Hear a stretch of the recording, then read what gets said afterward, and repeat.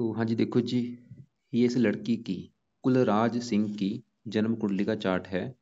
इसकी जो कुंडली बनी है वो है मकर लगन की, और इसकी जो राशि बनी है वो है सिंह राशि। चंद्रमा इसका बैठा है यहाँ पे 5 लिखा है, सिंह राशि है ये। तो मकर लगन है, सिंह राशि है। अगर मैं कुंडली की बात करूँ, कुंडली इसकी मुझे बहुत अच्छी लगी है। सभी ग्रह जहाँ तो उच्च के हैं, जहाँ अपने घर में बैठे हैं, जहाँ मित्र के घर में बैठे हैं। क्योंकि देखो जी, ये जो ग्रह होते हैं ये किस कंडीशन में अच्छे होते हैं, जब अगर अगर ये अपने घर में बैठे हैं कुंडली में, अपने मित्र के घर में बैठे हैं, या फिर उच्च के हैं जहाँ अपने घर में है मित्र, तीन तीन कंडीशन में जरा अच्छे होते हैं। खराब किस कंडीशन में होते हैं, अगर ये नीच के बैठे हैं। तो इस लड़की का अगर नीच का ग्रह कोई नहीं है या शत्रु राशि में बैठे हैं, उस कंडीशन में भी खराब होते हैं।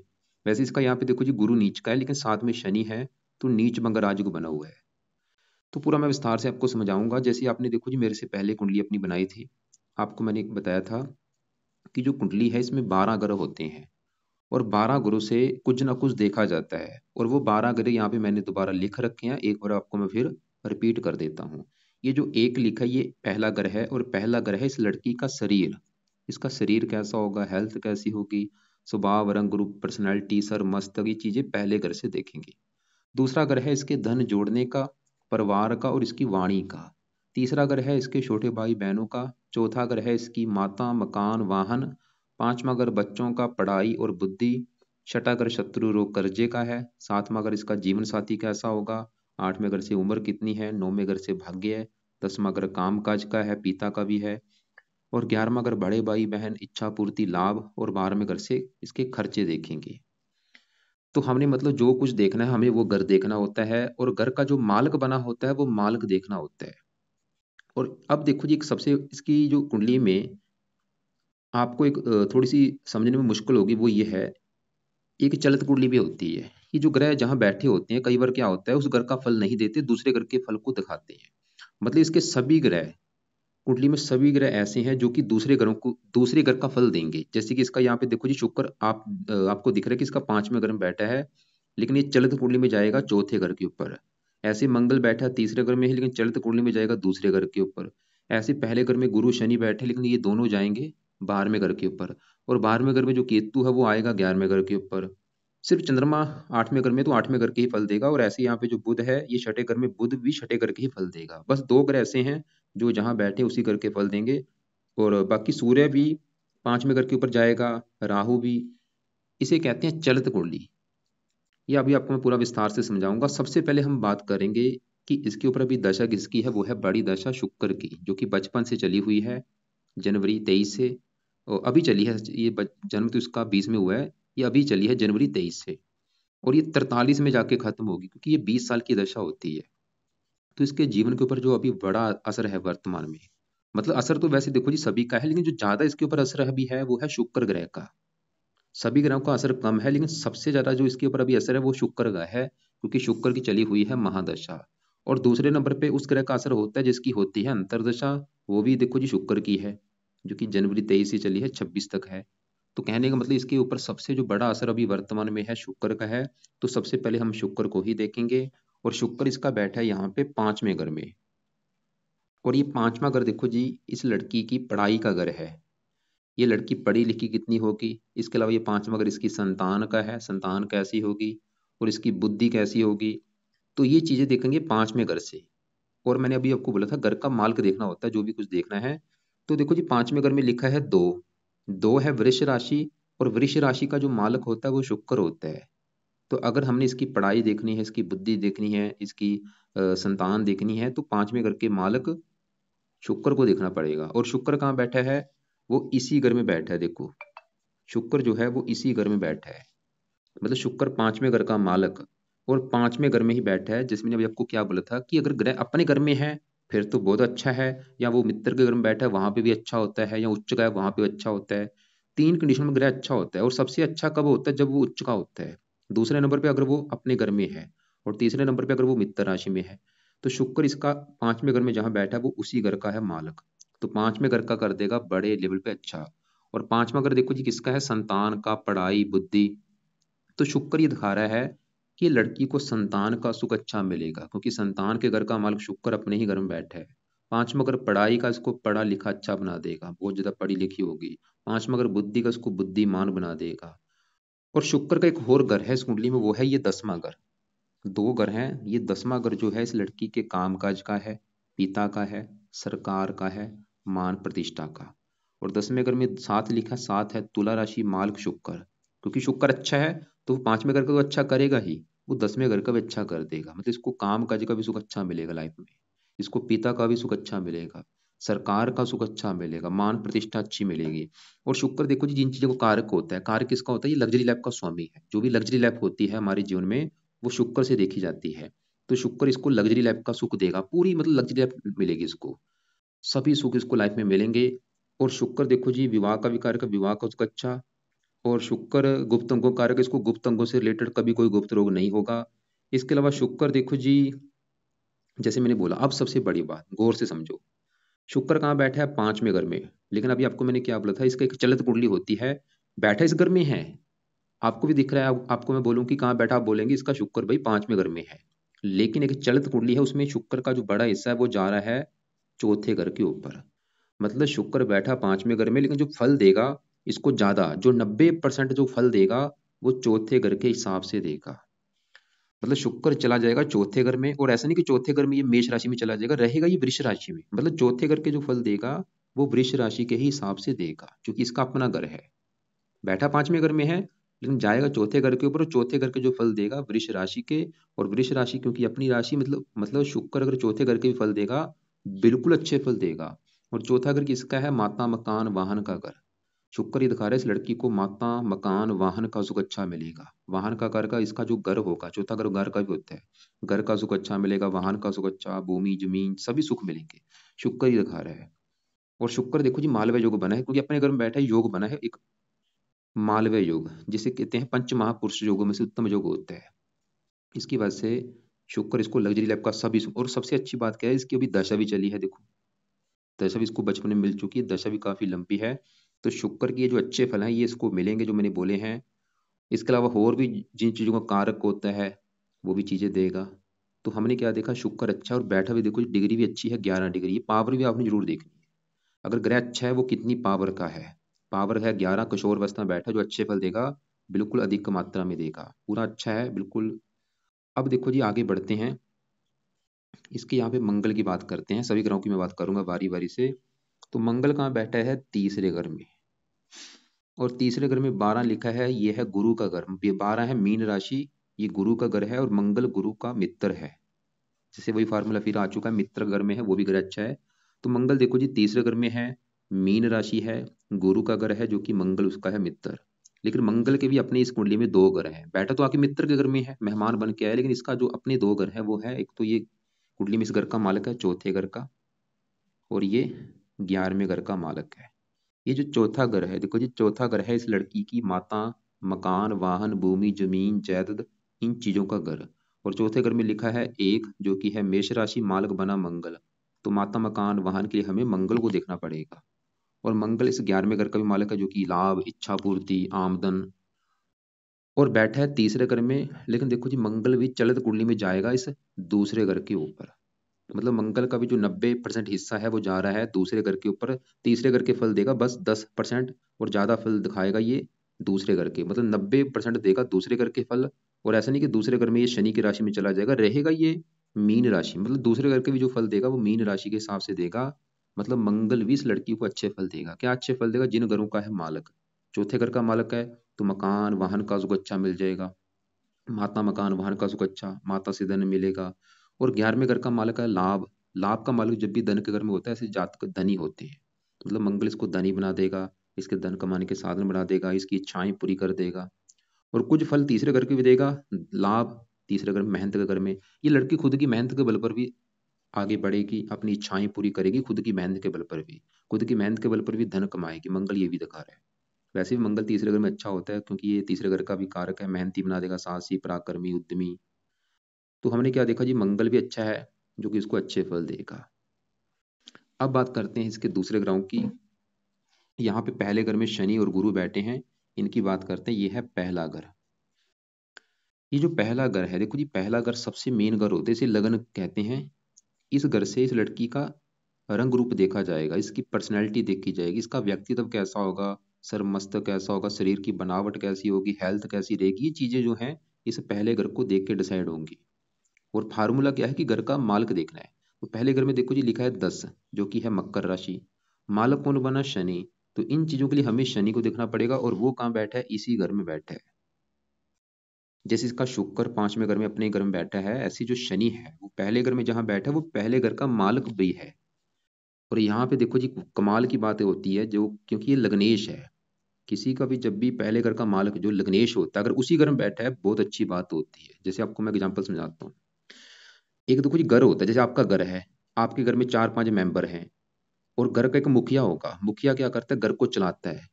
अगर वो मुखिया अच्छा होगा, पूरा घर अच्छी तरह से चलेगा। अगर वो समझदार होगा, बुद्धिमान होगा, उसको अच्छी बुरी बात की पहचान होगी कि घर को कैसे चलाना है, क्या करना है। अगर वो घर का मुखिया ही अच्छा होगा, तो भाई सभी मेंबर भी अच्छे होंगे। ऐसी एक पूरी कुंडली होती है। कुंडली में, पूरी कुंडली में एक लग्नेश होता है जो कि पहले घर का मालिक कहा जाता है। अगर वो अच्छा है, समझ लो पूरी कुंडली अच्छी है। तो इसके पहले घर का मालिक कौन है? शनि। क्योंकि लग्नेश पहला घर देखो जी है किसका? क्योंकि जैसे सातवां अगर पति का होगा, उसको छोड़ो भाई, पति को क्या लेना भी, क्योंकि अभी ये बच्ची है।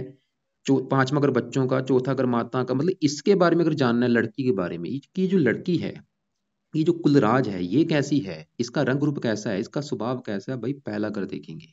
और ये सबसे मेन घर इसीलिए है क्योंकि जो जातक है, हमने पहले उसके बारे में जानना है कि वो जातक खुद कैसा है। अगर जातक ही मान लो बेवकूफ है, तो उसका विवाह सुख कैसा होगा। अगर जातक ही बेवकूफ है, उसकी माता से कैसे बनेगी। मतलब जातक के बारे में जानना जरूरी होता है। तो पहला अगर इस लड़की को दर्शाएगा कि लड़की खुद कैसी है, इसका खुद का शरीर कैसा है, रंग रूप कैसा है, पर्सनैलिटी कैसी है। पहला घर और पहले घर का मालिक बना है शनि। और अच्छी बात क्या है कि वो इसी घर में बैठा, वो नीच का नहीं बैठा, वो दुश्मन के घर में नहीं बैठा। तो शनि अपने घर में बैठने की वजह से यहाँ पे भी एक योग बना जिसे कहते हैं शस्य योग, जो कि है पंच महापुरुष योगों में से उत्तम योग। तो शनि पहले घर का कर देगा अच्छा। मतलब इस जातिका की हेल्थ बहुत अच्छी होगी, इसकी पर्सनैलिटी अच्छी होगी, इसकी सेहत अच्छी होगी, स्वभाव अच्छा होगा, रंग रूप अच्छा होगा, बुद्धिमान होगी, न्यायप्रिय होगी, ईमानदार होगी, अच्छी बुरी बात की पहचान रखने वाली होगी, जीवन में काफी आगे बढ़ेगी। शनि इसको हजारों अच्छे फल देगा। और शनि का देखो जी साथ वाला भी घर शनि का है, ये जो दूसरा घर है, जो कि है धन जोड़ने का, परिवार का, वाणी का। और दूसरे घर में क्या लिखा है? 11, जो कि है कुंभ राशि। मालिक शनि, मतलब धन, शनि दूसरे घर का भी मालिक है, तो दूसरे घर का भी अच्छा कर देगा, जो कि है धन जोड़ने का। शनि की वजह से ये लड़की काफी धन जोड़ेगी, काफी बैंक बैलेंस होगा, परिवार का जो अच्छा, वाणी अच्छी। मतलब शनि पहले घर का भी अच्छा कर रहा है और दूसरे घर का भी अच्छा। और शनि की है 3 दृष्टियां, तीसरी दृष्टि यहाँ पे, सातवीं यहाँ पे। शनि एक बुरा फल भी देगा, ये 7वें घर को देखेगा, जो कि इस लड़की के पति का घर है। एक तो इसके थोड़े से विवाह में देरी कर देगा, और थोड़ा सा पति से मनमुटाव भी होगा। शनि की 10वीं दृष्टि पड़ेगी 10वें घर के ऊपर, यहाँ पे उच्च राशि, ये 10वें घर का भी बड़े लेवल पे अच्छा कर देगा, जो कि है उच्च राशि। और 10वें घर का माल खुद शुक्र, वो भी अच्छा है, शुक्र भी 10वें घर का अच्छा कर देगा।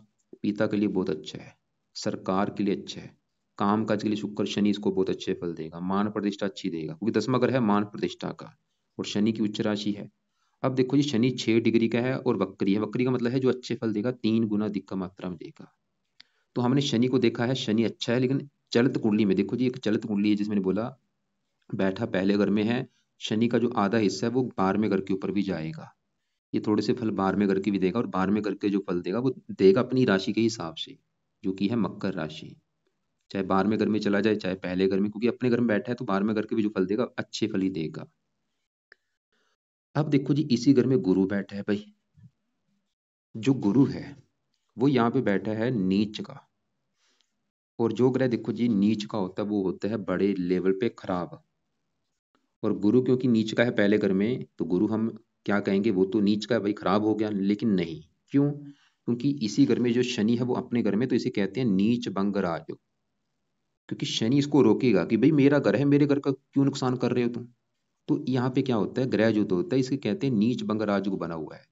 एक बैठा है नीच का, एक बैठा है अपने घर में। तो ये फार्मूला होता है, इसे कहते हैं नीच भंग राजयोग बन चुका है। मतलब जो नीच है वो भंग होगा और बन गया राजयोग, मतलब गुरु एक राजयोग लेके बैठ चुका है। क्योंकि नीच भंग राजयोग मतलब गुरु भी बड़े लेवल पे अच्छे फल देगा, क्योंकि नीच भंग राजयोग बन चुका है। और गुरु क्या अच्छे फल देगा? गुरु एक तो पहले घर का अच्छा कर देगा। गुरु के भी गुण, गुरु किसका कारक है? धर्म का। गुरु की वजह से ये लड़की धार्मिक होगी। परोपकारी होगी, दानी होगी, विद्वान होगी। और गुरु जिस घर का मालक है, तीसरे घर का मेहनती होगी, साहसी होगी, उद्यमी होगी। और गुरु की तीन दृष्टियां, पांचवी यहाँ पे, सातवीं यहाँ पे, जो कि उच्च राशि। ये वैसे विवाह के लिए अच्छा है गुरु, क्योंकि सातवें घर के ऊपर इसकी उच्च राशि है। और नौवें घर को भाग्यशाली, मतलब गुरु भी अच्छा है।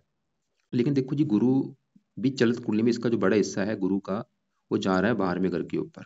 ये 12वें घर के भी फल देगा, लेकिन 12वें घर के भी फल जो देगा मकर राशि के हिसाब से, क्योंकि शनि भी 12वें घर के ऊपर जाएगा, तो वहां पे भी नीच भंग राजयोग बनेगा। लेकिन इसके जो अच्छे फल है वो उसमें, क्योंकि देखो जी 0 डिग्री का बैठ है, बल इसमें नहीं है, जो अच्छे फल है वो कम हो रहे हैं। तो अच्छे फल बढ़ाने के लिए इसका देखो जी रत्न तो धारण नहीं होता, क्योंकि रत्न क्या करता है, वो पावर को बढ़ाता है, चाहे वो अच्छी पावर बढ़े चाहे बुरी पावर बढ़े। इसका वैसे मंत्र आप करके लड़की पावर को बढ़ा सकती है, क्योंकि अभी तो बच्ची है। जब भी मान लो बड़ी हो जाए, इसको आप बोल सकते हैं, इसका मंत्र कर लिया करे। और वो भी कब करना है, जब मान लो कभी गुरु की दशा हो, जब भी गुरु की दशा होगी उस समय इसका मंत्र करके इसकी पावर को ये बढ़ा सकती है। अब देखो जी, हम बात करते हैं यहाँ पे इसके छठे घर में जो बैठे हैं सूर्य, राहु, बुध, इनकी बात करते हैं। पहले यहाँ पे ये जो छठा घर है, ये वैसे देखो जी कुंडली का अच्छा घर नहीं होता। इस घर को हम खराब घर कहते हैं, त्रिक भाव कहते हैं। कुंडली में छठा, आठवां और 12वां, इन तीन घरों को त्रिक भाव कहते हैं। अगर इन्हीं घर का मालिक इन्हीं घर में बैठा है, फिर तो है अच्छा। जैसे कि यहाँ पे देखो जी, छठा घर जो है, ये छठे घर से देखते हैं रोग, शत्रु, कर्जा, कोर्ट कचहरी। अब छठे घर में देखो जी क्या लिखा है, 3, जो कि है मिथुन राशि। मिथुन राशि का मालिक कौन है, बुध। और बुध कहाँ बैठा है, इसी घर में बैठा है। देखो, मतलब बुध जो छठे घर का मालिक इसी घर में बैठा है, तो सरल नामक विपरीत राजयोग बना है। मतलब बुध इसी घर में बैठने की वजह से इसी घर का कर देगा अच्छा। और बुध वैसे इस घर का भी मालिक है, 9वें घर का। 9वें घर से देखा जाता है भाग्य। जैसे मैंने बोला, वैसे तो घर अच्छा नहीं है, लेकिन इस घर में कौन से घर अच्छे फल देते हैं, अगर वो इसी घर के मालिक हैं या वो छठे 12वें घर के मालिक हैं। तो बुध क्योंकि छठे घर का ही मालिक है, तो अपने ही घर में बैठने की वजह से बुध भी देखो जी अपने घर में बैठा है। सिंपल जी बात है, यहाँ पे भी एक योग बना है बद्दर योग, जो कि है पंच महापुरुष योगों में से उत्तम योग।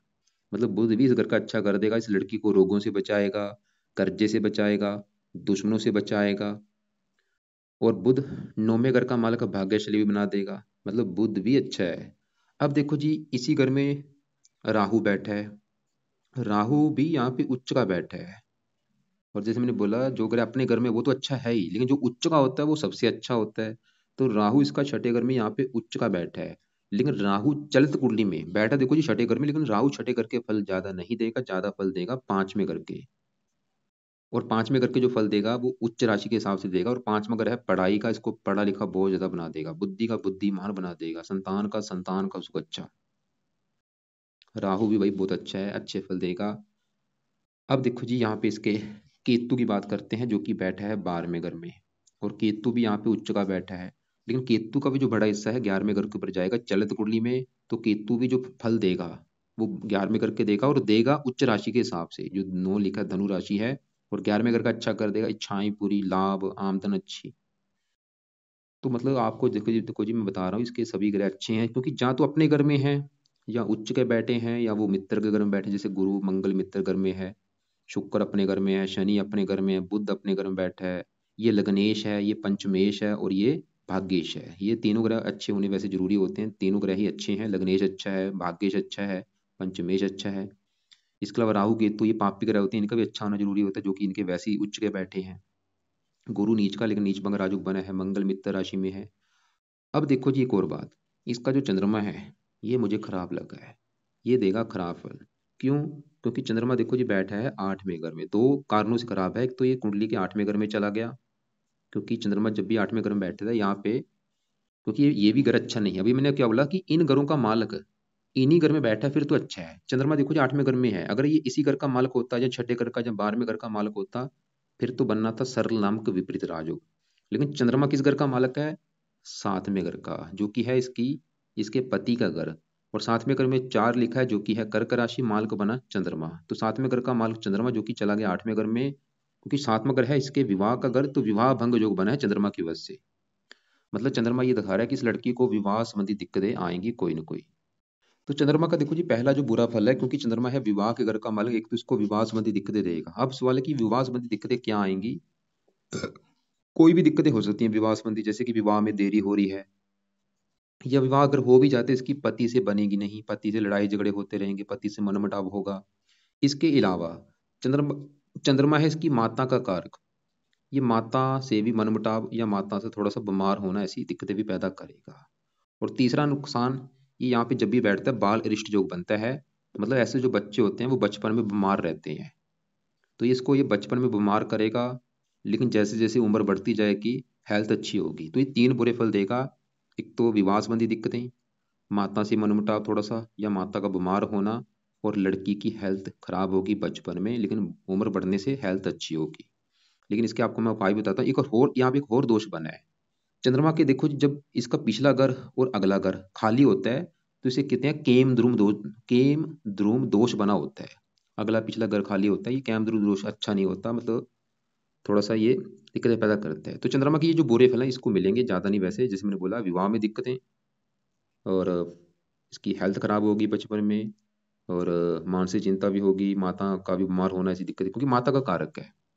लेकिन सवाल कि इसको सही कैसे किया जाए। देखो जी, इसका सबसे बेस्ट उपाय है, आप इस लड़की के हैं पिता, तो आप क्या करो, इसके नाम का संकल्प लेके, इसके जो मंत्रों की संख्या है 11,000, वो एक बार करो पूरी। सोमवार के दिन संकल्प लेना है, अभी जो सोमवार आएगा अभी कर लो। अगर आप देखो जी, आपको मैंने मंत्र कुछ बोले आप कर रहे हो अपने लिए, आप ऐसे करो, पहले वो मंत्र पूरे करो। वो मंत्र जब आपके पूरे हो जाएंगे 5-6 महीने में, फिर आप इस लड़की के मंत्र एक बार 11,000 पूरे कर लेना। और जब मान लो आप ये मंत्र स्टार्ट करेंगे, कैसे करने हैं, संकल्प लेके स्टार्ट करना, जैसे कि आप ये बोलना। और ये मंत्र जब स्टार्ट करेंगे, सोमवार का दिन होगा, सुबह के टाइम स्टार्ट करना संकल्प लेके कि हे चंद देवता जी, मेरी बेटी का नाम कुलराज सिंह है, उसकी जात ये है, उसकी गोत ये है, आप उसकी कुंडली में 8वें घर में बैठे हैं, और मैं इस लड़की का पिता हूँ, और मैं आपके मंत्रों की जो संख्या है 11,000, वो अपनी बेटी के लिए पूरी करने जा रहा हूँ, ताकि आपका जो बुरा फल है वो मेरी बेटी को ना मिले। तो इस प्रकार आप इस संकल्प लेके 11,000 मंत्र एक बार पूरे कर लेना। चाहे 11 दिन लग जाए, चाहे 40 दिन लग जाए, चाहे 21 दिन लग जाए, मंत्र पूरे करने के बाद छोड़ देना। मंत्र है ओम सोम सुमाय नमः। बाकी देखो जी, आगे बढ़ते हैं, और आपको मैं थोड़ा सा दिखा भी देता हूँ, क्योंकि आपको ये ना लगे कि भाई मैं अपनी तरफ से बातें बना रहा हूँ कि चंद्रमा खराब है ऐसा वैसा, क्योंकि ये भाई चीजें शास्त्रों में लिखी हुई हैं। थोड़ा सा आपको मैं क्यों दिखा देता हूँ, ताकि थोड़ा सा यकीन आपको हो जाए। तो चंद्रमा इसका कहाँ बैठा है, देखो जी 8वें घर में सिंह राशि है, लगन कौन सा है, मकर। अब यहाँ पे देखो ये क्या लिख रखा है, मकर लगन में चंद्रमा की स्थिति अष्टम स्थान में, यहाँ पे चंद्रमा बैठा है, यहाँ पे देखो लिख रखा है। वैसे तो मित्र राशि ठीक है, लेकिन चंद्रमा अपनी राशि दूसरे, ये देखो, क्योंकि विवाह घर का मालक विवाह भंग जो बना है, देखो लिख रखा है, प्रथम जातक का विवाह विलंब से होता है, विवाह हो जाता है, ठीक नहीं होता, पढ़ लो आप ये।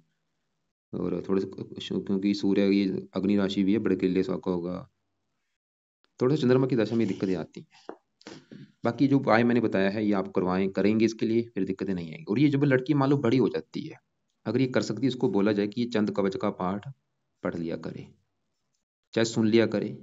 जब ये बड़ी जो है इसको बोल दो, हेडफोन लगा के दे दो, सुन लिया करे सुबह के टाइम ये पाठ, या शाम को एक पाठ सुना करे। अभी नहीं, जब बड़ी हो जाएगी 7-8-9 साल 10 के साल के बाद।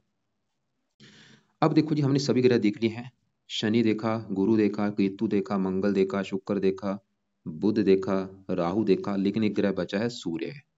सवाल है कि सूर्य इसका कैसा है। मैंने आपको फार्मूला क्या बोला था कि छठा आठवां 12वां, तीन घर अच्छे घर नहीं होते, लेकिन इन्हीं घर का मालक है, अगर इन्हीं घर में बैठा है, फिर है सरल नामक विपरीत राजयोग बना। तो सूर्य देखो जिस घर का मालक है 8वें घर का, त्रिकवा को स्वामी है, त्रिकवा में बैठा है, मतलब 8वें घर का मालक 6ठे घर में बैठा है, ये सूर्य है। और ये है बुध की राशि, इसकी मित्र राशि, मतलब सूर्य इसका है तो अच्छा, क्योंकि त्रिकवा को स्वामी त्रिकवा में बैठा है, कई प्रकार के अच्छे फल देगा, उम्र के लिए अच्छा है। लेकिन सूर्य का एक थोड़ा सा बुरा फल जरूर मिलेगा, वो है क्योंकि सूर्य यहाँ पे राहु के साथ भी बैठा है। क्योंकि जब भी राहु सूर्य एक साथ बैठते हैं, ये ग्रहण दोष होता है, मतलब एक अच्छा योग नहीं होता। और इसे कुछ मात्रा में आंशिक पित्तर दोष भी कहते हैं। अगर राहु सूर्य, देखो ये फार्मूला है, राहु सूर्य जब भी 10वें घर में होते हैं, फिर तो बनता है प्रबल पित्तर दोष, या 9वें घर में होता है प्रबल पित्तर दोष बनता है। जैसे कि आपकी मैंने कुंडली देखी थी, वहां पे सूर्य राहु बैठे हैं, प्रबल पित्तर दोष बना है। लेकिन अगर ये 6ठे घर में बैठे हैं, क्योंकि 6ठे घर में है, तो यहाँ पे दोष बनेगा पित्तर दोष, लेकिन वो आंशिक पित्तर दोष होगा, कम मात्रा में, मतलब बिल्कुल कम मात्रा में बना हुआ है, क्योंकि यहाँ पे राहु उच्च का भी है। थोड़ा सा मतलब बुरा फल देगी, क्या देंगे, थोड़ा सा इसके लड़की के, जो लड़की का जो पिता है, जैसे कि आप इसके पिता हैं, तो आपसे इसका मनमुटाव जरूर होगा, मनमुटाव थोड़ा बहुत है, लड़ाई झगड़े होंगे, ये चीजें दिखा रहे हैं। क्योंकि सूर्य किसका कारक है? पिता का। सरकार का भी कारक है, थोड़ा सा सरकार की तरफ से भी दिक्कतें आती हैं। और ये थोड़ा सा मनमुटाव जो होगा, कब होगा? जब भी कभी इस लड़की के ऊपर राहु की दशा होगी या सूर्य की दशा होगी, उस समय पिता से नहीं बनेगी, पिता से मनमुटाव होगा, या पिता बीमार भी हो सकता है, ऐसी दिक्कतें आती हैं। तो सवाल है कि किया क्या जाए यहाँ पे। तो उस समय देखो जी, जब भी मान लो कभी ये राहु सूर्य की दशा होगी, खासकर सूर्य या राहु की, दोनों में दशा देख लेना, छोटी दशा हो चाहे बड़ी, उस समय इनके बस मंत्र जाप करिए, किए जाएं। चाहे आप इस लड़की के पिता हैं तो आप इसके लिए मंत्र कर लेना, सूर्य के जैसे मंत्र होते हैं 7,000, वो कर लेना संकल्प लेके इसके नाम का। और राहु के जो मंत्र है वो है 18,000, वो कर लेना उस समय, अभी नहीं, जब भी कभी दशा चलेगी। फिलहाल अभी तो दशा शुक्र की है बड़ी, तो आपको मैं दिखा देता हूँ ये दशा कब आएगी वैसे। तो ये दशा देखो जी, अभी जैसे शुक्र की दशा है, तो ये दशा आगे राहु की सूर्य की दशा भी चलेगी 5 महीना 26 से लेके 5 महीना 27 तक। क्योंकि अभी तो बच्ची, अभी तो चलो इसने क्या लड़ना है। राहु की दशा चलेगी 30 से लेके 33 तक, 3 साल की दशा। बाकी मैं फिर बोलूंगा, ये ऐसा मत सोचना कि बड़े लेवल पे दिक्कतें आएंगी दोष की वजह से, क्योंकि ये फिर भी यहाँ पे राहु उच्च का है, मतलब जो बुरा फल है थोड़ा सा मिलेगा, कम मात्रा। बाकी देखो जी, कुंडली का अगर निचोड़ निकालू, कुंडली अच्छी है, मकान वन का सुख अच्छा है, काम काज का सुख अच्छा है, धन के रिगार्डिंग कुंडली अच्छी है, पर्सनैलिटी कुंडली मतलब लड़की बहुत ज्यादा बुद्धिमान समझदार होगी, अच्छी बुरी बात की पहचान रखने वाली, पढ़ी लिखी बुद्धिमान, सभी सुख मिलेंगे। बस थोड़ा सा विवाह संबंधी दिक्कतें आएंगी। विवाह संबंधी भी दिक्कतें मुझे पता नहीं कन्फर्म कि वो क्या आएंगी, या तो विवाह में देरी होना, या पति से मनमुटाव होना, क्योंकि 8वां को बीमारी का, जहाँ पति थोड़ा सा बीमार होगा।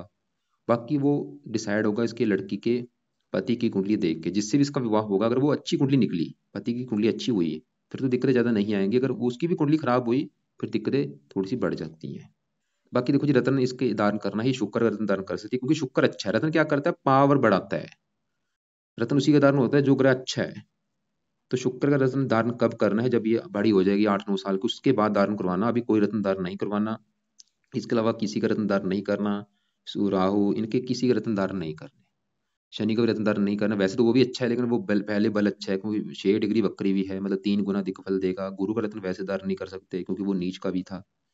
मंगल का भी रत्न धारण नहीं होगा। ये कुछ, क्योंकि कुछ ग्रह देखो जी मार्किश भी होते हैं, उन ग्रहों के रत्न धारण नहीं होते। बाकी आपने मतलब अभी कोई ज्यादा पाठ पूजा कुछ नहीं, बस टेंशन फ्री हो जाओ। करना क्या है, ये मंत्र सिद्ध कर लेना चंद्रमा के, वो पहले अपने कर लो, उसके बाद ये एक बार ये 11 इसके मंत्र पूरे कर लेना, ताकि इसकी हेल्थ अच्छी रहे। ये जो बाल अरिष्ट योग बना है, ये इसका ना बने। बाकी आगे जब भी दशा कभी आएगी, सूर्य राहु के मंत्र इसके नाम के संकल्प लेके सिद्ध कर लेना। दान इसके हाथों से भी कुछ नहीं कराना। बस बाकी आप फिर भी एक बार कॉल कर लेना, जो आपको बात समझ ना लगी हो अपने सवाल लिख लेना। और कल आप मुझे शाम को 6-7 के बीच में कॉल कर लेना, या दोपहर 1-2 के बीच में कॉल कर लेना। कॉल करने से पहले आपके जो सवाल है वो आप एक बार लिख के अपने पास रख लेना, फिर कॉल कर लेना।